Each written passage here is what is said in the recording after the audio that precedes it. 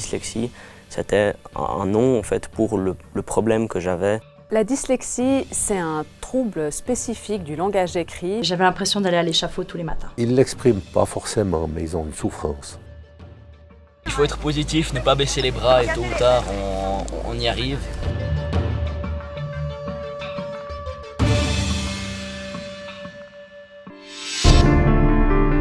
Dyslexie. Mais de quoi s'agit-il? Selon de récentes études scientifiques, ni un traumatisme à la naissance, ni un problème psychologique, encore moins une mauvaise éducation peuvent expliquer le phénomène, qui marque néanmoins profondément la vie de ceux qui sont concernés.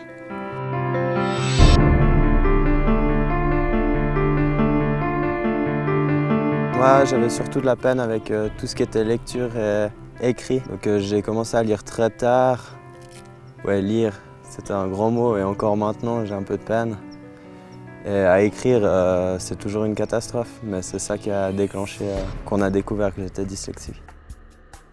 Alors, la dyslexie, c'est un trouble spécifique du langage écrit. Ça représente la lecture, donc la capacité de lire, et l'orthographe, donc la capacité de pouvoir écrire, transcrire des sons en lettres. Alors mes difficultés, c'était de pouvoir m'exprimer, de pouvoir lire, de bien comprendre les consignes, et puis aussi les maths. La personne dyslexique a des difficultés à lire les mots, à les reconnaître. Ça va lui prétériter sa compréhension des phrases, des textes, car si elle met trop d'énergie dans le décodage, elle aura moins de ressources pour comprendre et mettre du sens dans ce qu'elle lit. J'ai pu réaliser en fait que la dyslexie, c'était un nom en fait, pour le problème que j'avais au niveau du français. Le traitement du son et de ce qui est vu visuellement sera fait de manière plus difficile par le cerveau et c'est vraiment des structures assez spécifiques qui fonctionnent moins bien dans le cerveau du patient dyslexique. On sait que les aires cérébrales impliquées dans la fonction lecture se trouvent au niveau de l'hémisphère gauche. On en identifie en tout cas 3, une au niveau frontal, 2 au niveau temporal plus postérieur. Et on sait que ces zones sont dysfonctionnelles, ou en tout cas sont métaboliquement moins actives. J'avais beaucoup de peine à lire et puis à écrire aussi. On ne sait pas comment construire forcément les phrases. On a beaucoup plus de difficultés à apprendre. C'est mes parents qui ont remarqué que ça allait pas parce que je parlais toujours pas à 3-4 ans. C'était des mots vraiment inventés. Les phrases n'étaient pas dans l'ordre.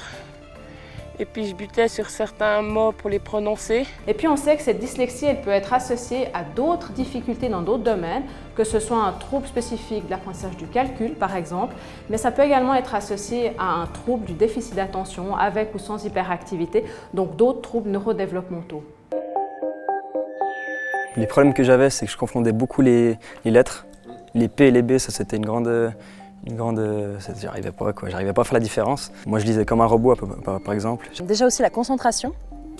Et j'avais aussi un grand souci justement pour la lecture, pour me repérer dans l'espace et à comprendre le langage des mathématiques aussi. C'était pas évident. J'avais de la difficulté à écrire, à lire et à nouer mes lacets. Par définition, une personne dyslexique a une intelligence normale. La dyslexie ne vient pas d'un problème psychologique. La dyslexie est vraiment un problème neurologique, c'est un diagnostic. Par contre, c'est clair qu'être dyslexique a des répercussions sur le psychisme, sur la manière dont on se sent par rapport à soi-même, par rapport aux autres. Ça m'a posé pas mal de problèmes dans toute ma scolarité. Puis après, il y a tout ce qui est aussi problème de mémoire, à confondre des lettres. La lecture aussi, c'était impossible au début et après c'est devenu compliqué. Mes parents ils savaient pas pourquoi, enfin j'arrivais pas comme tout le monde en fait.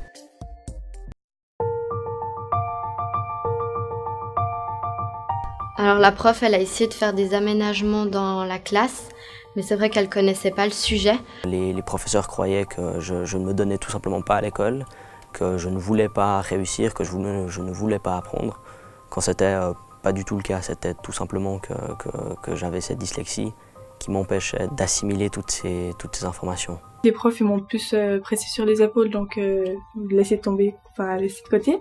Je changeais souvent d'école, donc du coup je devais à chaque fois expliquer aux profs qu'est-ce que j'avais.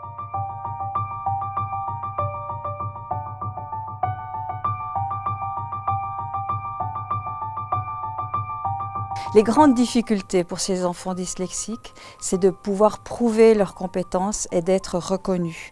Parce que très souvent, ces enfants véhiculent une image de fainéant. L'enfant se sent très seul parce qu'il ne ressemble pas aux autres. Alors qu'en lui, il sent un potentiel de fonctionnement, il sent qu'il peut réaliser des choses qui sont du niveau de ses camarades, mais c'est simplement qu'il lui faut plus de temps, qu'il lui faut des stratégies. On doit lui donner des aménagements qui vont lui donner l'occasion de pouvoir réaliser sa tâche d'élève. C'est vraiment au niveau des camarades que ça a été plus difficile pour moi parce qu'ils ne comprenaient pas vraiment ce que je vivais. Lorsque j'ai appris que j'avais de la dyslexie, je ne l'ai pas tout de suite accepté. J'ai dû apprendre à vivre avec ça. À chaque fois que j'ai quelque chose, je devais adapter. On était au début de la première primaire et c'est vrai que ça a été quand même un peu un choc quand la maîtresse nous a dit qu'il y avait un sérieux problème. C'est vrai que je suis assez lent en écriture. J'ai toujours été comme ça depuis la première année. Mais ça n'a pas été, c'est pas non plus un très très gros problème. C'est vrai que j'ai de la difficulté à suivre, tout parce que je dois prendre le temps d'écrire, d'écouter ce qu'il dit et tout ça, c'est pas très très facile à mettre en place exactement. Ouais.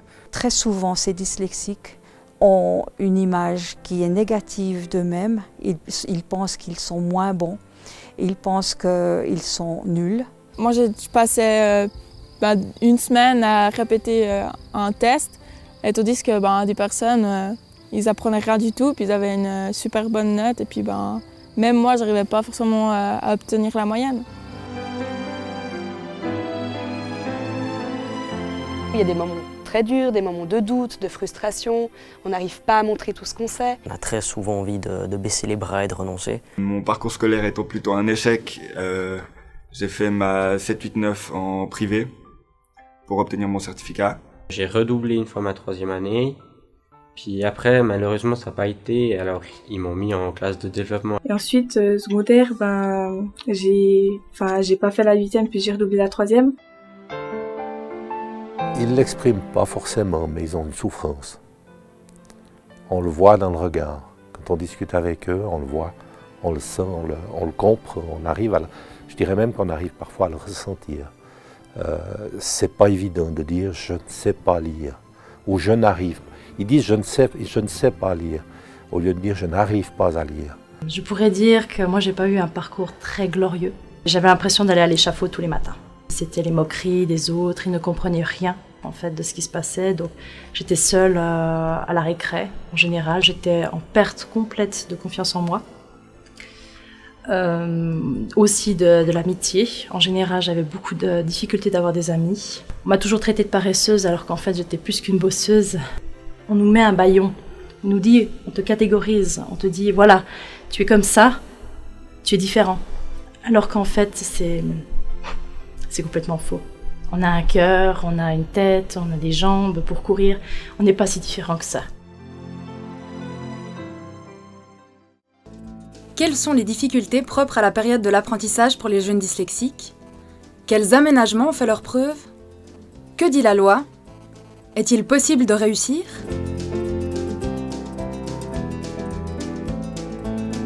On se posait la question s'il allait trouver une place, parce qu'il y avait beaucoup de tests qu'il fallait passer. Et là, on s'est dit, mais l'orthographe, ils vont voir que vraiment, Joël a un très grand problème. Puis effectivement, certaines entreprises ne voulaient pas entrer en matière. Je savais quel métier je pouvais faire et quel métier je ne pouvais pas faire. En 8e année, j'ai décidé que je ne voulais pas aller au gymnase et que je souhaitais faire un apprentissage, car j'en avais marre des études, honnêtement. J'ai regardé mes points positifs et mes points négatifs. Puis mes points positifs, c'était plutôt la création manuelle et puis tous ces genres de choses. Quand j'ai fini mon école obligatoire, j'ai cherché une place d'apprentissage dans la petite enfance. Parce que depuis que je suis toute petite, j'adore les enfants et puis je savais que je voulais faire ça comme métier.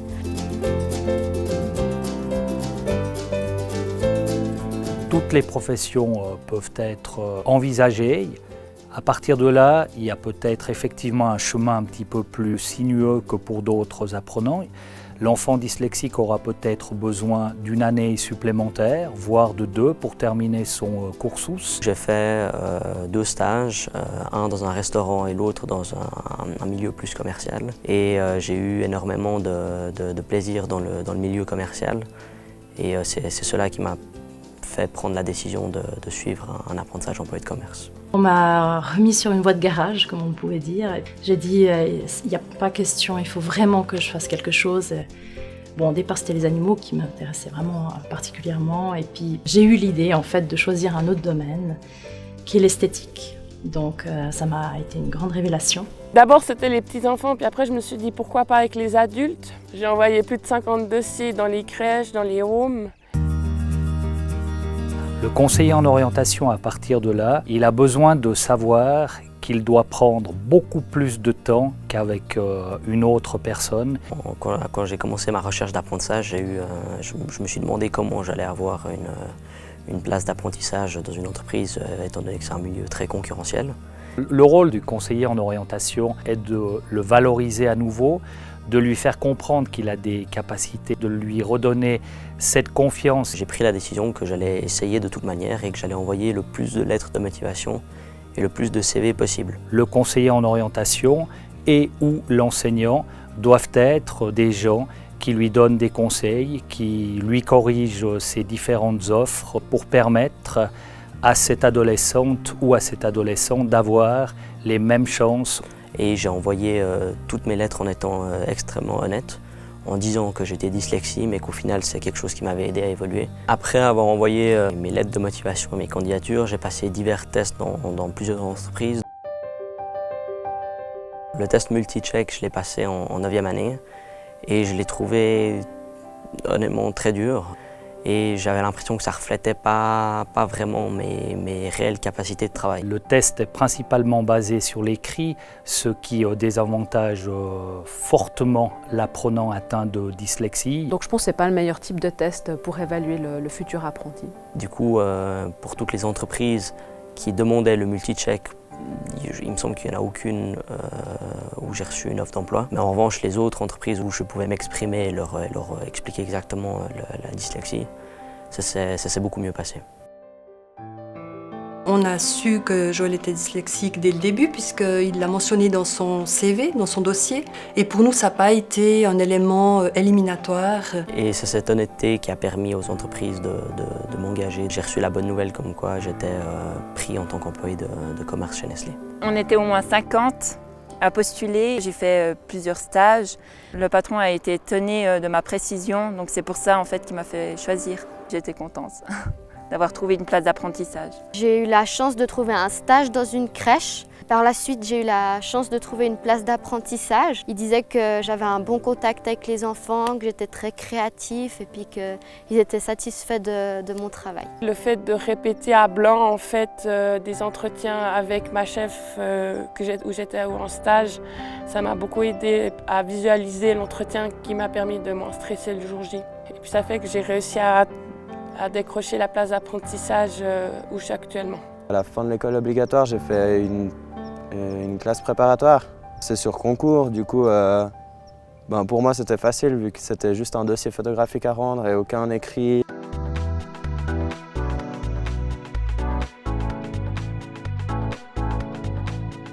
Le premier jour, c'était une journée très spéciale. J'étais content car je rentrais dans un nouveau milieu. J'étais aussi un peu inquiet parce que je me demandais comment les gens allaient réagir vis-à-vis de ma dyslexie. Et j'étais aussi pas très à l'aise parce que j'étais en costard-cravate. J'étais très stressée. Et puis c'est vrai que j'angoissais un petit peu parce que c'était pas du tout les mêmes personnes que lorsque j'ai été faire un stage. Mais elles m'ont vraiment rassurée, mis en confiance et puis c'était vraiment un jour super que j'oublierai jamais. J'ai pu rencontrer les supérieurs et ils m'ont tout de suite mis à l'aise en me rassurant. Là à la crèche, on a mis en place des choses qui m'aident et puis qui ne me pénalisent pas au quotidien. Quand je dois lire une histoire à des enfants, l'histoire, je vais la lire avant pour ne pas buter sur un mot ou bégayer devant les enfants. Quand on doit transmettre à nos collègues quelque chose sur les enfants, elles savent que moi j'écris tout phonétiquement. C'était difficile les premiers jours. Alors, le premier jour à l'hôpital, c'était impressionnant. Il y a beaucoup La vitesse, il y a beaucoup de choses à retenir. Avec toutes les maladies, les pathologies à retenir, je me suis dit j'y arriverai jamais. C'est une formation qui demande aucun... Ouais. Elle demande aucune de mes mauvaises qualités. Du coup, je suis heureux, j'ai pas de problème. Le seul contact qu'on avait avec la clientèle, c'était un contact oral.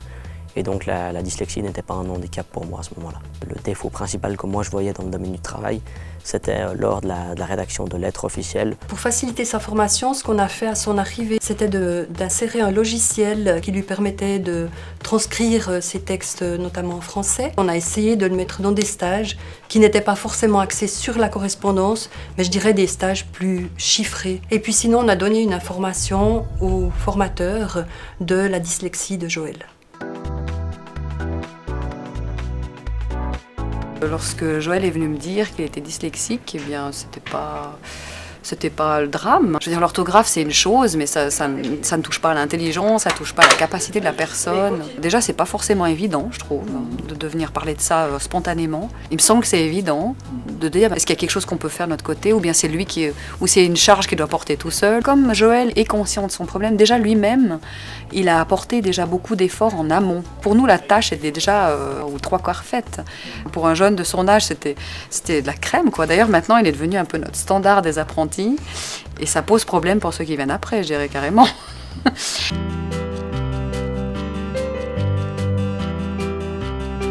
Les apprentis dyslexiques peuvent enfin montrer dans leur entreprise formatrice ce dont ils sont capables. Qu'en est-il de l'autre volet de la voie duale, l'école ? Selon la loi fédérale sur la formation professionnelle, les désavantages, tels que dyslexie, doivent être compensés par des mesures adéquates. La période d'apprentissage m'a semblé plus facile que la période scolaire obligatoire, car on n'avait plus que 2 périodes de français par semaine. Ça reste plus facile qu'à l'école obligatoire parce qu'on a quand même un jour de cours, ce qui nous permet de pouvoir, sur un jour de cours, pouvoir réviser sur une semaine, voire plus. Ils ont besoin, souvent, d'un peu plus de temps pour faire la démonstration de ce qu'ils savent, vu qu'ils ont une certaine lenteur au déchiffrage de l'écrit et à la rédaction. Effectivement, j'ai de la peine, j'avais assez de lenteur. Pour moi, c'est pas facile de pouvoir suivre. Les premiers tests que j'ai commencé au niveau de l'anatomie et tout ça, j'ai cru que j'y arriverais pas. Quand on faisait les tests, des fois j'avais un peu de peine à le finir. Ça va des fois trop vite. Et puis ensuite, j'ai commencé un autre apprentissage. Il y avait de nouveau pas d'aménagement qui a été mis en place. Et c'est pour ça que j'ai dû arrêter, même si avec mon patron, ça allait très bien. Et qui voulait me garder. Pendant 5 années, je n'ai presque pas vu mes amis, tellement je bossais tous les jours, tous les soirs, le matin, avant de dormir. Enfin, j'ai tout essayé. J'ai redoublé la première année. Au début, oui, ça a été très difficile et puis j'étais très déçue. Les jeunes qui sont plus âgés, qui sont en apprentissage, souvent c'est vrai qu'ils ont mis pas mal de choses en place, ils ont compensé certaines difficultés. Je pense que ce qui va rester, c'est vraiment une plus grande lenteur. Et puis c'est vrai que c'est difficile parfois de restituer leurs connaissances aussi dans des tests. Il y a souvent un décalage entre ce que la personne sait et ce qu'elle peut montrer. Avec la dyslexie, normalement on a le droit d'avoir un léger supplément de temps ou alléger un peu le cours, mais je ne savais pas comment il fallait faire. Lors de l'accueil des nouveaux élèves, dans l'école où je travaille, on pratique un test de français. Et comme on sait très bien que c'est souvent difficile pour un jeune de venir vers les professeurs en disant « je suis dyslexique », ils ont simplement à cocher une petite case « dyslexie » et ensuite on discute personnellement avec chaque élève pour savoir quels aménagements on peut mettre sur pied pour l'aider. L'aménagement était assez bénéfique pour moi parce que effectivement j'ai de la peine, j'avais assez de lenteur. Quand j'ai rencontré Alicia lorsqu'elle redoublait sa première année, j'ai tout de suite vu qu'il fallait qu'elle soit mise en confiance. J'ai essayé de valoriser ses qualités, justement le fait que c'est une jeune fille motivée, qui travaille beaucoup, qui est consciencieuse et surtout qui a de la facilité à l'oral. Donc je lui ai donné pas mal de temps de parole pour justement qu'elle soit mise en confiance. J'avais la possibilité d'écrire à l'ordinateur pendant les cours professionnels et j'avais aussi du temps supplémentaire pour les tests.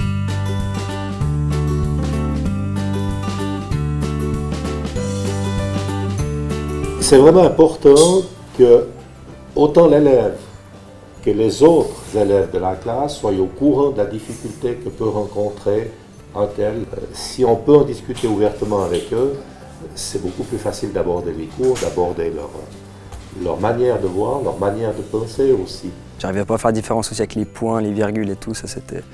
Après c'est vrai que c'est la lecture aussi, où tu as un peu de peine à... Tu mets du temps à comprendre. D'une part, il faut qu'ils sachent qu'ils peuvent avoir un support, une aide de leurs profs par rapport à ça, ou d'autres profs, ou d'autres intervenants, on va dire, dans le cadre des cours professionnels. Ce qui me paraissait important pour moi, c'est que dans la classe, ils ne soient pas mis au banc de la société, donc au banc de la classe. J'avoue que beaucoup de mes collègues me disaient que j'étais distante, voire froide, alors qu'en fait, ce n'était pas le cas, mais je cachais en fait, je mettais un mur devant. J'ai réussi à cacher à ma directrice pendant 2 ans ma dyslexie, et puis à la 3e année, j'étais obligée de lui dire, parce que pour les examens, je ne me sentais pas du tout apte à les passer comme normal en fait. On a des articles qui disent 2 choses. 1, les apprentis peuvent demander des mesures d'aménagement pour les examens. Et un autre article qui dit que les jeunes peuvent aussi bénéficier d'aménagements dans le courant de leur formation. Pour faire la demande pour avoir du temps supplémentaire pour les examens finaux d'apprentissage, j'ai dû demander à ma logopédiste une attestation pour prouver que j'étais bien dyslexique. Et cette lettre a été ensuite remise au doyen et le doyen a fait les démarches nécessaires. Dans la palette des mesures d'aménagement que nous avons pour les jeunes, nous utilisons principalement le facteur temps, c'est-à-dire que nous accordons pour les tests et les examens de fin d'apprentissage un supplément de temps équivalent en principe à 1/3 de temps supplémentaire. Lors des examens, l'orthographe ne compte pas. J'ai écrit phonétiquement et les profs ne vont pas me pénaliser à cause de ça. Les examens sont tous pareils. Les examens d'apprentissage ne sont jamais allégés. D'ailleurs, les jeunes dyslexiques ne voudraient pas eux-mêmes avoir des examens différents. Ils souhaitent pouvoir montrer leurs compétences comme les autres. Simplement, ils ont besoin souvent d'un peu plus de temps pour faire la démonstration de ce qu'ils savent. J'ai eu le droit d'aller effectuer les examens dans une salle à part avec justement que des élèves dyslexiques. On avait le droit de poser des questions, ils nous relisaient la consigne puis ils pouvaient nous l'expliquer différemment. Les examens ont en général été un succès. Et c'est pour ça que j'ai réussi à obtenir mon CFC, le diplôme de l'école Vieux-Malherbe, et en plus j'ai fait 2 années dans le maquillage pour théâtre et cinéma.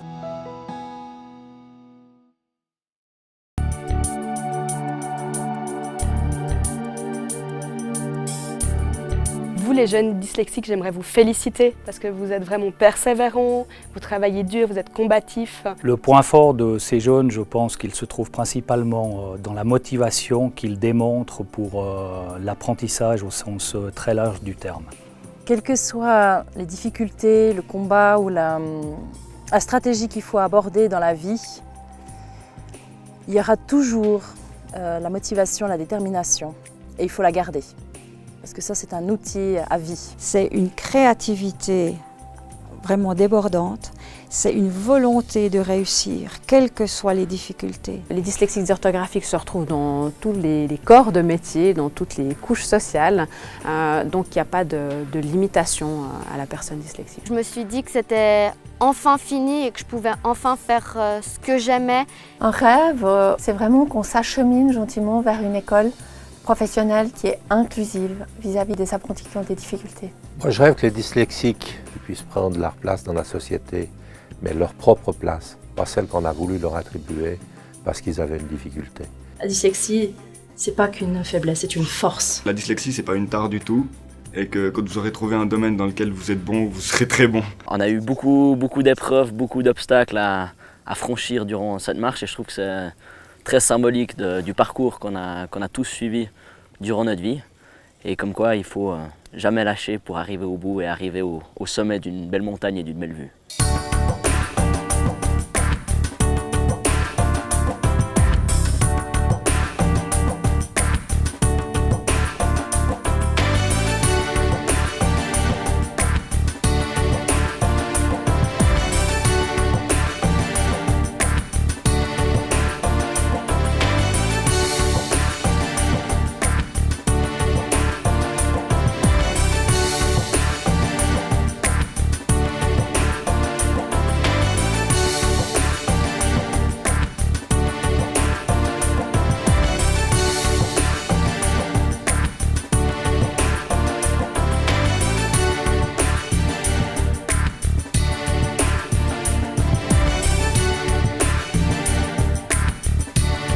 C'est un malade. Voilà.